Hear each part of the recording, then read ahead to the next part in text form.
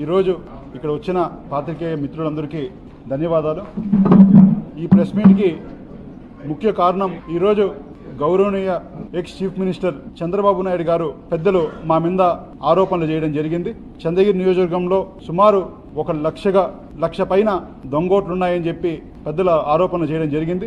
నిజంగానే ఆరోపణలు చూసినప్పుడు చాలా బాధ అనిపించింది. ఎందుకంటే చంద్రబాబు నాయుడు గారు మా తాత వయసు, చంద్రబాబు నాయుడు గారు ఒకే కలిసి చదువుకున్న వాళ్ళు. నాకు నిజంగానే పెద్దలంటే గౌరవం ఉండేది.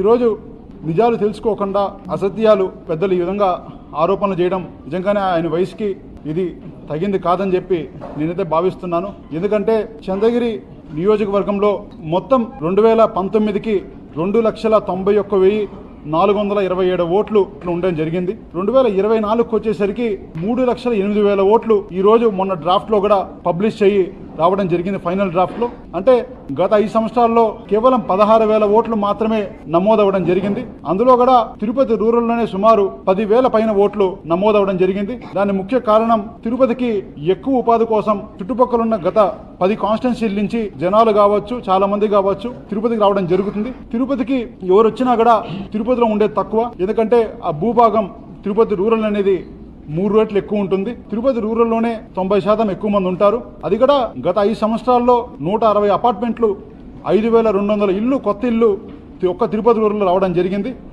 5,200 ఇల్లు వచ్చినప్పుడు కనీసం ఇంటికి ఒక ఇద్దరు వేసుకున్నా, ఒక 1.5 ఇద్దరు వేసుకున్నా కూడా ఒక 10,000 ఓట్లు కనీసం అంటే వాళ్ళు నమోదు చేసుకుంటారు. ఇది తెలుసుకోకుండా లోకల్లో చెప్పిన నాయకుల మాటలు విని ఈరోజు ఈసీకి ఈ విధంగా మేము దొంగోట్లు ఎక్కిస్తున్నామని చెప్పి మా మీద కంప్లైంట్ చేయడం నిజంగానే పెద్దలు ఈరోజు కంప్లైంట్ చేసిన దానికి చాలా బాధ అనిపించింది. ఇది తప్పకుండా దీని మీద న్యాయ పోరాటం చేస్తాం.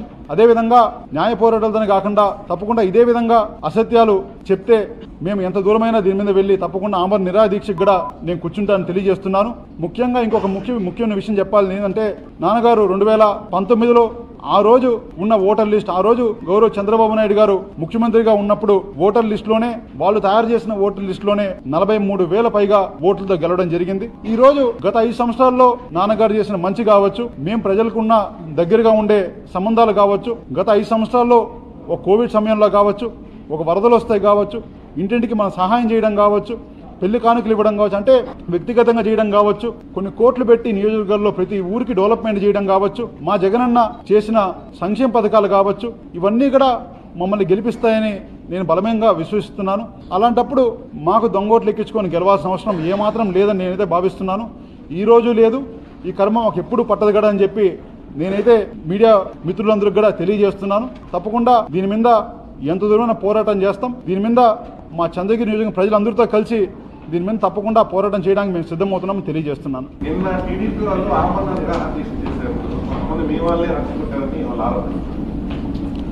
నిజంగానే నేను ఆ విషయం నేను బాధపడాలి. ఎందుకంటే 2023 సెప్టెంబర్లో ఒక 3 నుంచి 4 రోజులు టైంలో 14,400 ఫామ్ 7లు అంటే ఇక్కడ ఓట్లు డిలీట్ చేయాలని చెప్పి ఒక దొంగ పేర్లతో ఎవరో ఒక స్వీడన్లో ఉంటారు, అమెరికాలో ఉంటారు, ఆస్ట్రేలియాలో ఉంటారు, చిత్తూరులో ఉంటారు, లేకపోతే బెంగళూరులో ఉంటారు, వాళ్ళ పేర్లంతా పెట్టుకొని ఒక 50 పేర్లు పెట్టుకొని సుమారు 14,000 ఓట్లు డిలీట్ చేయమని చెప్పి వాళ్ళు ఫామ్ 7 అఫీషియల్గా అప్లై చేయడం జరిగింది. అప్లై చేయడంతో పాటు మేమే అప్లై చేశామని చెప్పి అధికారులకు అందరికీ కూడా ధైర్యంగా వెళ్ళి మేము అప్లై చేసాం, మీరు డిలీట్ చేయమని కూడా వాళ్ళు చెప్పడం జరిగింది. మేము ఆ రోజు చాలా బాధ ఉన్నాం. ఎందుకంటే 14,000 ఓట్లు అంటే సుమారు ఒక్కొక్క పంచాయతీకి 140 ఓట్లు, 140 ఓట్లు ఒక పంచాయతీకి మీరు తీసేయాలని చెప్పి మీరు అప్లికేషన్ ఇవ్వడం అంటే దాన్ని ఏమంటారో అది మీరే ఒకసారి ఆలోచించాలి. అది ఒకసారి వెరిఫై చేస్తే 90% దాంట్లో ఫేక్ ఉన్నాయి. అంటే 90% మీరు డిలీట్ చేయమని దాంట్లో అన్ని కూడా మీరు తప్పుడు ఫామ్ 7 అప్లై చేశారని చెప్పి తేలుతా ఉంది. అధికారులంతా కూడా ప్రతి ఒక్కదాన్ని వెరిఫై చేశారు. ఇవంతా తప్పని కూడా వాళ్ళు ఆ రోజు నిర్ధారించి అన్ని కూడా పక్కన పెట్టడం జరిగింది.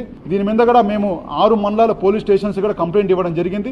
దాంట్లో కూడా ముఖ్యంగా దళితులు, ఎస్సీలు, అదేవిధంగా క్రిస్టియన్స్, మైనార్టీస్, కొన్ని ఓసీల్లో కొన్ని అప్పర్ క్యాస్ట్ని బేస్ చేసుకొని కులాల వారీగా డిలీట్ చేయాలని చెప్పి కూడా వాళ్ళు ఈ విధంగా ఫామ్ 7 పెట్టడం జరిగింది. దాని మీద మేము 4-5 సార్లు పోరాటం చేయాలని చెప్పి మేము అధికారులకు వినతి పత్రం ఇవ్వడం జరిగింది. నిన్న మేము కూడా 2 గంటలకో 3 గంటలకో వెళ్ళి మేము మా వినతి పత్రం ఇచ్చి అక్కడ కూడా మా నిరసనగా తెలియజేస్తా ఉంటే తెలియజేసిన ఒక 15-20 నిమిషాల్లో పోలీసులు మమ్మల్ని కూడా అందరినీ కూడా ఇమీడియట్ గా వెకేట్ చేయించడం జరిగింది. తర్వాత టీడీపీ వాళ్ళు వెకేట్ చేయించడం జరిగింది. దాన్ని కూడా మా మీద ఆరోపణలు చేస్తే మేమేం చేయాలో ఇంకా పెద్దలే చెప్పాల్సి వస్తుంది.